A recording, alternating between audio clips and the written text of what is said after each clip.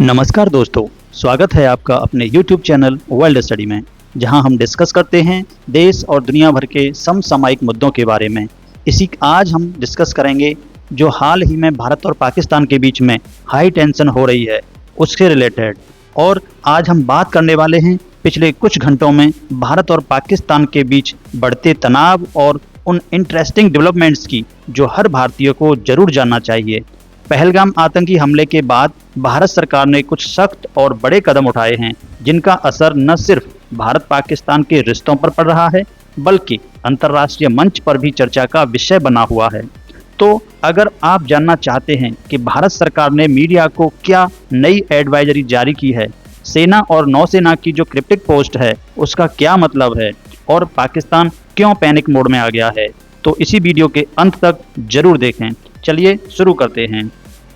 तो दोस्तों, आप लोगों को पता है इस समय टेंशन बहुत हाई है इंडिया और पाकिस्तान के बीच, और मीडिया भी इस खबर को बड़ी प्रमुखता से हेडिंग बनाए हुए है।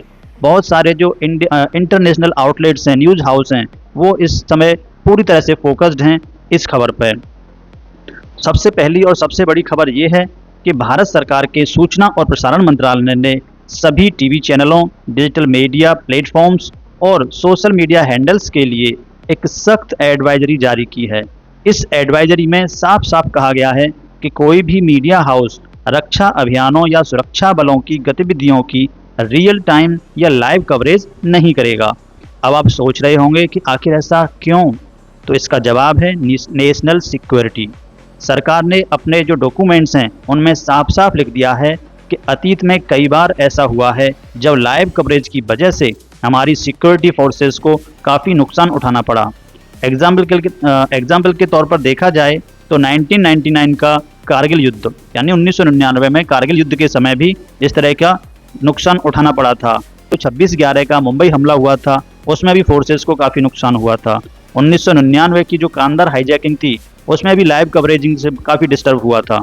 तो इन घटनाओं के दौरान कुछ मीडिया चैनल्स ने टीआरपी की होड़ में अनरेगुलेटेड और अनरिस्ट्रिक्टेड लाइव टेलीकास्ट शुरू कर दिया गया था। इस लाइव कवरेज की वजह से आतंकवादियों के जो मास्टरमाइंड्स थे उनको हमारी सिक्योरिटी फोर्सेस की पोजीशन, उनकी स्ट्रेटजी और उनके मूवमेंट की जानकारी मिल जाती थी। ये जानकारी आतंकियों तक पहुंचती थी जिससे हमारे जवानों की जान को खतरा बढ़ जाता था।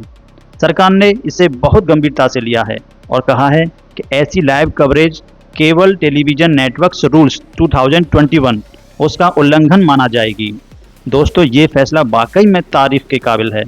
टीआरपी की रेस में कई बार मीडिया भूल जाता है कि उनकी जिम्मेदारी सिर्फ खबर दिखाना नहीं बल्कि देश की सुरक्षा को प्राथमिकता देना है। प्रेस काउंसिल ऑफ इंडिया ने भी इस डिसीजन को बहुत वेलकम किया है और मीडिया से अपील की है कि वे राष्ट्रीय सुरक्षा को सर्वोपरि रखें। इस एडवाइजरी के बाद सोशल मीडिया पर लोगों ने भी अपनी जो रिएक्शंस हैं देना शुरू कर दिया।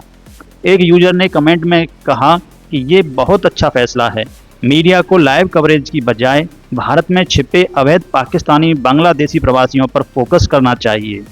ये कमेंट इसलिए भी महत्वपूर्ण हैं क्योंकि हाल ही में गुजरात पुलिस ने हजारों संदिग्ध बांग्लादेशी नागरिकों को हिरासत में लिया है। अवैध इमिग्रेशन भारत में लंबे समय से एक बड़ी समस्या बनी हुई है, लेकिन जैसा कि हम जानते हैं law and order state subject है, राज्य का विषय है, यानी केंद्र सरकार डायरेक्टली इस पर एक्शन नहीं ले सकती है। हर राज्य की पुलिस अपने हिसाब से इन अवैध प्रवासियों पर कार्रवाई करती है। अब सवाल ये है कि अगर मीडिया को सच में कुछ सनसनीखेज कवर करना है तो क्यों ना इस अवैध इमिग्रेशन के मुद्दे को उठाया जाए, राज्य सरकारों पर दबाव डाला जाए कि वो इस पर सख्ती करें। लीगल इमिग्रेशन को हर देश में स्वागत किया जाता है, जैसे कि यूएसए है, अमेरिका, लेकिन अवैध तरीके से घुसने वालों को वापस उनके देश भेजना बहुत ज़रूरी है। मीडिया को चाहिए कि वो इस पर रोशनी डालें और जनता को जागरूक करें। अब बात करते हैं एक और इंटरेस्टिंग डेवलपमेंट की। पहलगाम हमले के बाद भारतीय सेना और नौसेना ने सोशल मीडिया पर कुछ क्रिप्टिक पोस्ट्स भी शेयर की हैं जो लोगों को अपनी ओर खींच रही हैं, उनका ध्यान अपनी ओर अट्रैक्ट कर रही हैं। इंडियन आर्मी ने लिखा है कि ऑलवेज प्रिपेयर्ड एवर विजिलेंट, और नौसेना ने पोस्ट किया है power in unity presence with purpose, mission ready any time anywhere any how.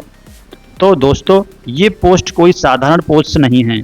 आमतौर पर हमारी सेना और नौसेना इतने सिंक्रोनाइज तरीके से ऐसी पोस्ट नहीं करती हैं। लोग अब इनका मतलब निकालने की कोशिश कर रहे हैं।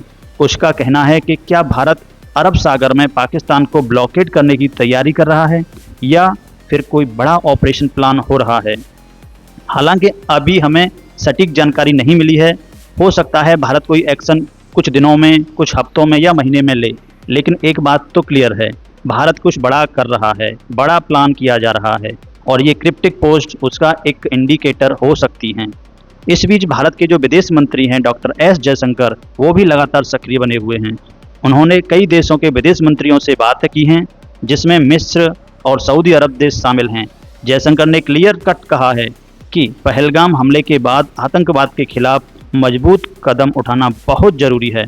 भारत ने इन देशों के साथ पहलगाम हमले के क्रॉस बॉर्डर जो लिंकेज हैं और पाकिस्तान से जुड़े सबूत हैं वो शेयर किए हैं। ये डिप्लोमेटिक कदम दिखाते हैं कि भारत अंतर्राष्ट्रीय समुदाय को अपने पक्ष में लाने की बहुत कोशिश कर रहा है। और सबसे खास बात, एक भी देश ने अभी तक पाकिस्तान के पक्ष में कोई भी बयान नहीं दिया है, ना ही टर्की, ना ही अजरबैजान और ना ही कोई अन्य देश। अब बात करते हैं पाकिस्तान की, तो पहलगाम हमले के बाद पाकिस्तान का रवैया देखने लायक है। शुरुआत में तो पाकिस्तान ने इस हमले को पूरी तरह से नकार दिया और कहा कि भारत ने इसे खुद ही स्टेज किया है। जम्मू कश्मीर के जो मुख्यमंत्री हैं उमर अब्दुल्ला, उन्होंने भी कहा है कि पाकिस्तान ने पहले इनकार किया और भारत पर ही इल्ज़ाम लगा दिया, लेकिन जब भारत ने सिंधु जल संधि को निलंबित कर दिया तब पाकिस्तान का रुख बदल गया। बिलावल भुट्टो जैसे नेता अब कह रहे हैं कि खून की नदियां बहा देंगे, लेकिन पाकिस्तान के प्रधानमंत्री शहबाज शरीफ अब टोन डाउन करके कह रहे हैं कि वो न्यूट्रल और ट्रांसपेरेंट इन्वेस्टिगेशन के लिए तैयार हैं, जैसा आपको उचित लगे। अरे भाई, पहले तो तुम कह रहे थे कि ऐसा कुछ हुआ ही नहीं है, अब इन्वेस्टिगेशन की बात भी कर रहे हैं। तो ये साफ दिखाता है कि पाकिस्तान पैनिक मोड में है। उन्हें लग रहा है कि भारत इस बार पुरानी गलतियां नहीं दोहराएगा और एक करारा जवाब जरूर देगा। तो दोस्तों, ये थी पिछले घंटों में, पिछले टाइम में कि जो इंटरेस्टिंग डेवलपमेंट्स थी, जो भारत पाकिस्तान तनाव को और गहरा कर रही हैं। भारत सरकार की सख्त एडवाइजरी, सेना नौसेना की क्रिप्टिक पोस्ट और डिप्लोमेटिक सक्रियता, ये सब दिखाता है कि भारत इस बार सोच समझकर और मजबूती से कदम उठा रहा है। आपका क्या मानना है दोस्तों? क्या भारत को अब सख्त एक्शन लेना चाहिए? अपनी राय कमेंट बॉक्स में ज़रूर बताएं। अगर आपको ये वीडियो पसंद आया हो तो लाइक, शेयर और सब्सक्राइब करना ना भूलें। बेल आइकन जरूर दबाएं ताकि आपको हमारी हर अपडेट मिलती रहे। तो मिलते हैं अगले वीडियो में। जय हिंद।